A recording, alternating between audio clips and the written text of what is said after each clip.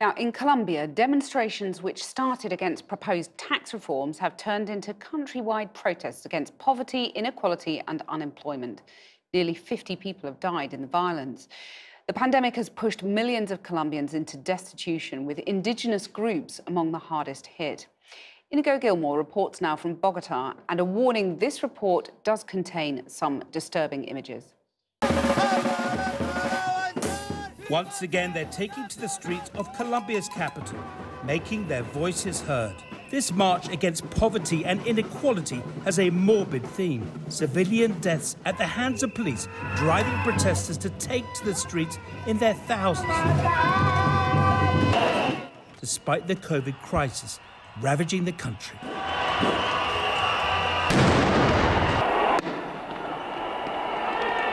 Before long, a confrontation erupts.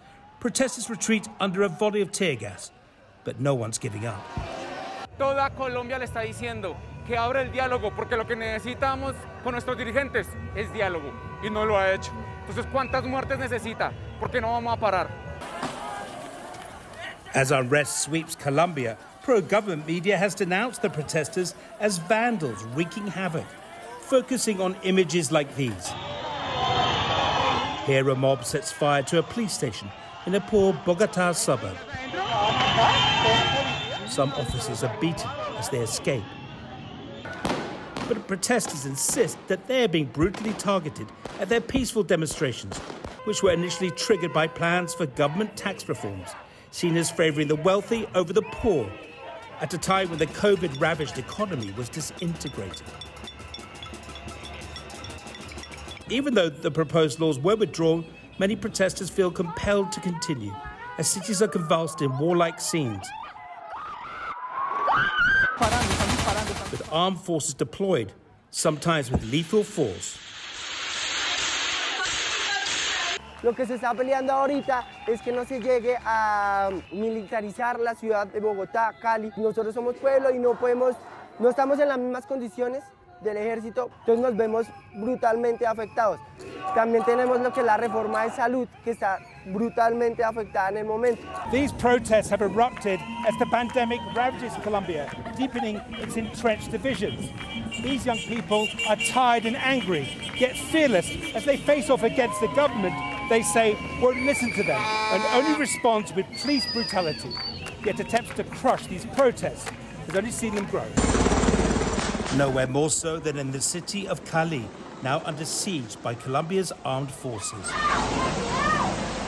Here, locals flee in terror from an army helicopter. Traumatized residents say they're being indiscriminately targeted.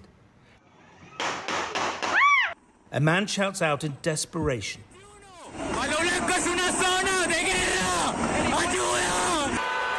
Cali is the centre of anti-government resistance, and the massive daily protests reveal deep social fault lines. Most of the police shootings happen under the cover of night in the city's poorest barrios, known for fierce resistance. The government says the police are battling armed criminal gangs.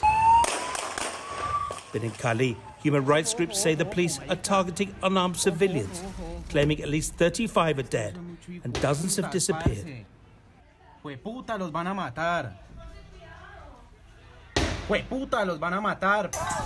The bloodshed has been witnessed by local rapper and a leading protest voice, Cynthia Montaño, who admits there has been some vandalism, but says nothing can justify the indiscriminate killings. Nos sentimos solos, tenemos miedo, estamos desesperados y necesitamos que paren esta situación. Yo pienso en las madres de esos muchachos que están asesinando y me quiebra el alma. Most of the injured are young. The dead too. Here, a mother identifies her son.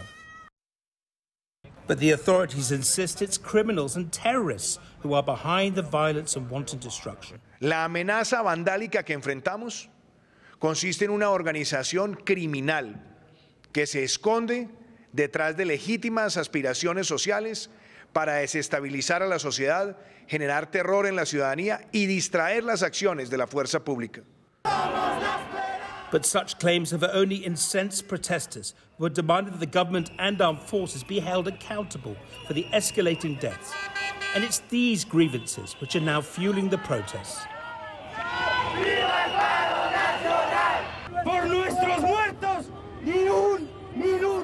For those who died will never be silent, this man shouts to cheers. Nearby, a serene vigil is held to remember those who've died, some just in their teens. And it seems they're unlikely to be the last.